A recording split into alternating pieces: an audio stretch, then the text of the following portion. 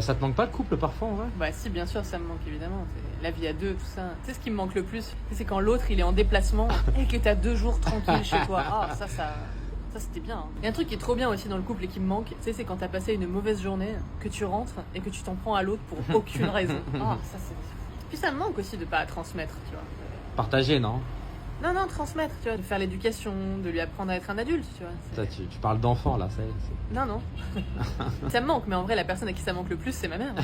Parce qu'elle peut pas se vénère sur quelqu'un. Du coup, elle s'en prend à moi. Mais à mentalité 2025, et à moi, laisse tomber, je comprends plus rien. Les couples, c'est limite des machins libertins. Et ça va à tout le monde, tu vois. Je vois les filles sur TikTok, là, genre en mode ouais, mon mec, il a rien à me dire si je veux sortir. Mon mec, il a rien à me dire si je veux me maquiller comme ça. Mon mec, il a rien à dire si je veux m'habiller comme ça. Mais reste tout seul, ma soeur. Reste tout seul. La vérité. Et les hommes, c'est pareil.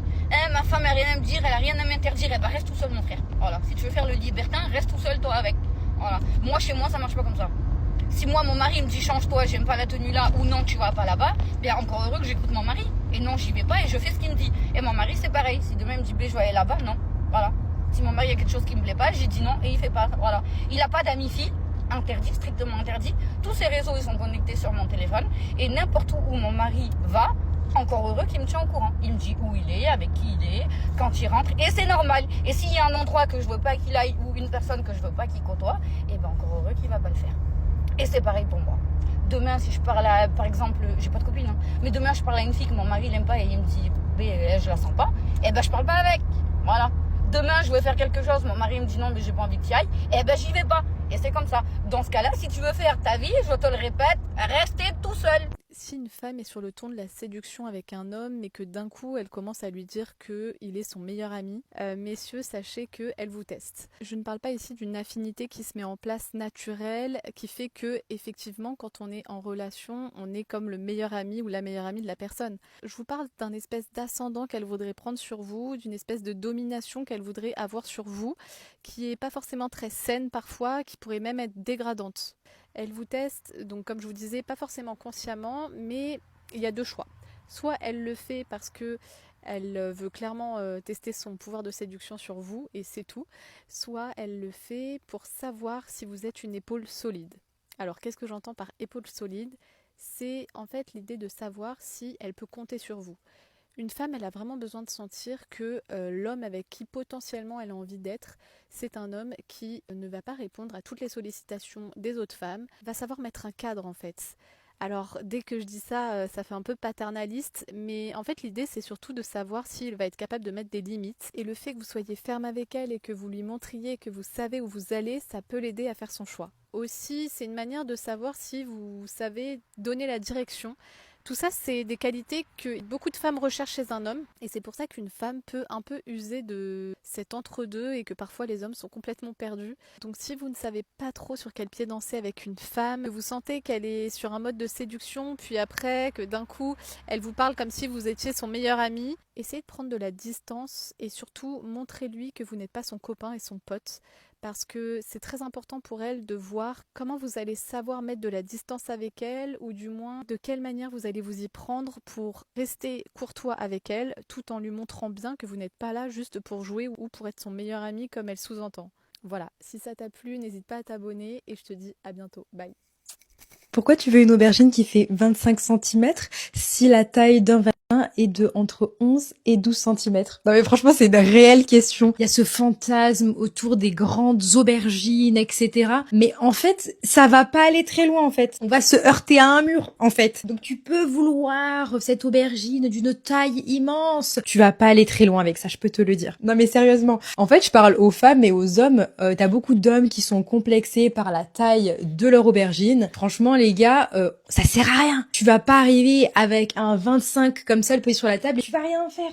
On va pas cuisiner, on va rien faire en fait, tu vois. Donc la plupart des hommes ont une aubergine de taille tout à fait normale, rassurez-vous. Et voilà, ça ne servira à rien. Et je peux vous dire que la taille, ça peut avoir une importance pour certaines personnes, mais c'est pas le paramètre le plus important. En tout cas, moi c'est Passion, je suis thérapeute si tu veux un maximum de conseils et si jamais j'ai même des programmes directement en bio. Voilà, mais n'hésite pas à t'abonner. Les garçons, je vais vous dire quelque chose. Des fois, la meuf, elle revient vers vous, pas pour les sentiments.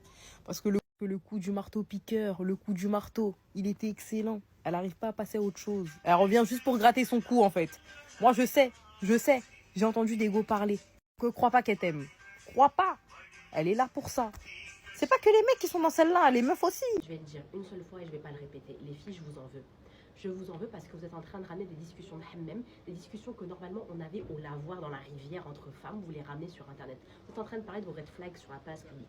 Vous êtes en train de parler de vos conditions pour vous marier sur la place publique. Vous êtes en train de partager vos stratégies amoureuses sur la place publique, sur TikTok, sur les réseaux sociaux. Ce que vous êtes en train de faire, c'est que vous donnez votre mode d'emploi. Vous expliquez aux prédateurs comment vous carottent, comment vous arnaquez, comment vous manipulez. Parce que ce qu'ils vont faire, c'est qu'ils vont aller maintenant regarder sur les réseaux sociaux, voir ce que vous dites, ce que vous partagez. Moi, 50-50, moi patati patata. Et ils vont vous donner le discours que vous avez envie d'entendre et ils vont vous carotter. Ne dites rien. Plus quelque chose est important pour vous, plus quelque chose est non négociable pour vous, et moins vous en parlez. Laissez les gens venir à vous tels qu'ils sont. Laissez les gens vous montrer qui ils sont et ensuite prenez des décisions.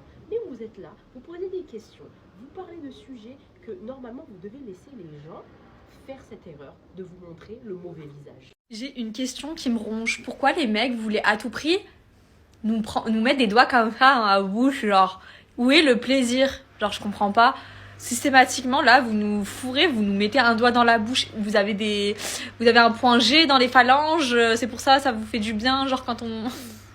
Je comprends pas. Est-ce que pour vous, faut abolir ou pas la dot? Le système de la dot, c'est très commun chez certaines cultures, dont la mienne. Pour mes parents, c'est tellement important. Ils me disent que s'ils donnent pas de dot, c'est qu'ils peuvent pas te respecter, blablabla. Je sais qu'en Afrique, ça se fait beaucoup aussi, et en Inde aussi, je crois. En Inde, je crois que c'est la fille qui doit donner à l'homme, mais en tout cas, chez nous, c'est l'homme qui doit donner à la femme. Vous voyez d'un côté mon côté occidental, entre guillemets, il me dit que c'est pas ok, qu'on n'achète pas une personne, parce que du coup, il faut fixer une somme. Moi, si tu me donnes 1000 euros, je le prends hyper mal, hein. Du coup, ça serait mettre le prix sur une femme. Je sais que dans d'autres cultures, il faut faire une liste de tout ce qu'on veut. Par exemple, un sac, des parfums, et t'offre le coffret pour le mariage. Pour moi, c'est aussi un système de dot, parce que chez nous, il y a un minimum. Je crois que c'est 10 000 euros minimum. Mais la façon de faire, je suis pas hyper fan. Moi, je vous mens pas, j'ai l'impression que c'est grave patriarcal aussi. Dans le sens où tu monétises une femme. Tu lui mets de la valeur dessus selon ce qu'elle a fait, ce qu'elle a pas fait. Et pour ma mère, si on te dote pas ou quoi, on va te maltraiter. On va croire que t'as pas de valeur et tout. Je comprends ce système-là aussi dans ce sens. Elle me dit toujours, ouais, avant de te quitter, va penser à la dot qu'il a mis. Genre, purée, j'ai mis 20 000 euros, je peux pas les quitter maintenant, j'ai investi dans le mariage. Alors que s'il y a pas de dot, il va se dire, dans tous les cas, j'ai rien payé, je m'en vais, je vais trouver une autre. Bref, dites-moi ce que vous en pensez et dites-moi si vous voulez une dot ou pas, les filles. Je te montre la position ultime pour faire plaisir à une meuf.